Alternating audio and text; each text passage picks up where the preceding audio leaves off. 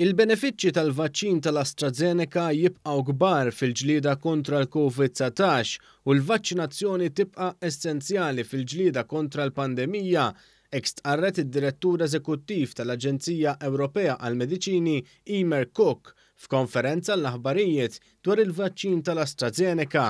That our Safety Committee, the Pharmacovigilance and Risk Assessment Committee of the European Medicines Agency, has confirmed that the benefits of the AstraZeneca vaccine in preventing COVID-19 overall outweigh the risks of side effects.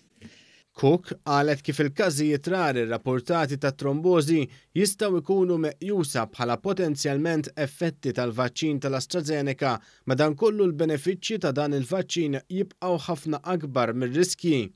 The Prague, after a very in-depth analysis, has concluded that the reported cases of unusual blood clotting following vaccination with the AstraZeneca vaccine should be listed as possible side effects of the vaccine.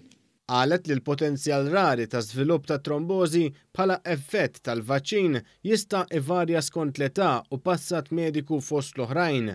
Ir-Regulatur Ewropew tal-Mediċini spjega kif spjegazzjoni plawsibbli għal każijiet rari ta' trombożi jistgħu jkunu riżultat ta' rispons immunitarju li jwassal għal kundizzjoni li hija simili ta' dik magħrufa bħala heparin-induced thrombocytopenia.